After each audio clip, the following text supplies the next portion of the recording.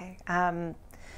I was actually in school, working part-time at night and in school for radiation therapy at the time. And I just kind of finished up my afternoon, my internship, and was doing some gardening to kind of unwind and just kind of get over the emotional dump after clinic. And I was actually just out front gardening, and I heard him, Travis Alexander, walking down the street, glanced, and went back to what I was doing, and I heard this a noise again. He was walking down my driveway. I had a gardening knife in one hand and the hose in the other, and told him, I'll spray you if you don't leave me alone. Mm-hmm. And he just continued at me without saying anything. I knew in that moment I couldn't stab him, so I threw the knife as far as I could so he wouldn't be able to stab me with it, and he punched me.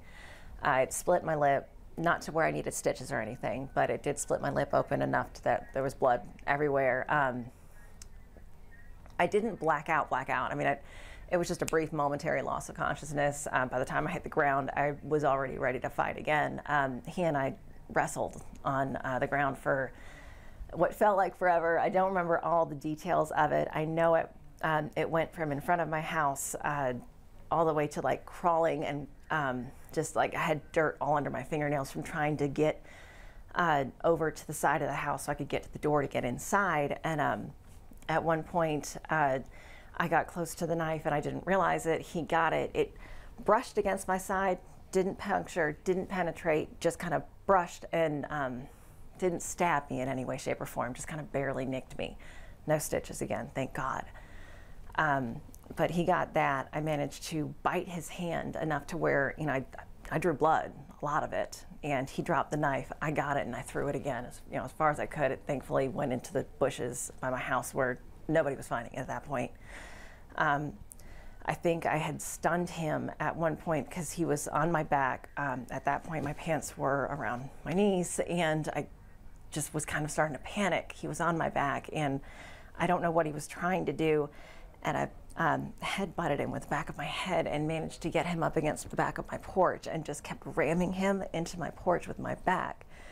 Just basically, I don't know what to do. I'm going to die in a second here, but I'll do something.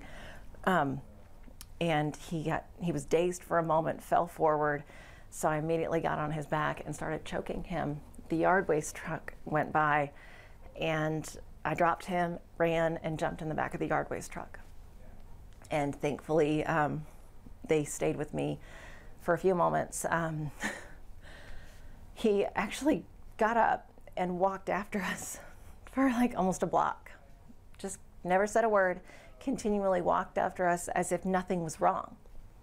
Just kept following us. One of the gentlemen that was on the back of the truck with me kept yelling at him to go away, leave us alone, please just go away. The driver of the truck started telling him we can't get involved in this. Thankfully, the two younger men on the back of the truck just said, we're not leaving her. We can't, he's not going away. A neighbor that's a volunteer firefighter, an off-duty firefighter drove by. He called 911, offered to stay with me until the police arrived. Mr. Alexander stayed until the police got there. He just simply walked around. The firefighter stayed with me and just stood between me and Mr. Alexander, probably 30 feet away from me, and just told him, if you come any closer, I will have to hurt you. Finally, the police got there, got him in the back of the car. My husband was inside the whole time sleeping. He was working nights. And I think that's part of why this has been so hard on him, is because he didn't know, and he didn't have the chance to save me, and that's very hard on him still. And I did need him at that moment, and he wasn't there.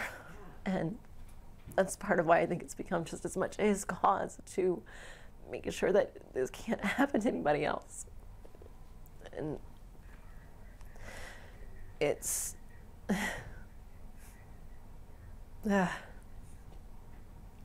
don't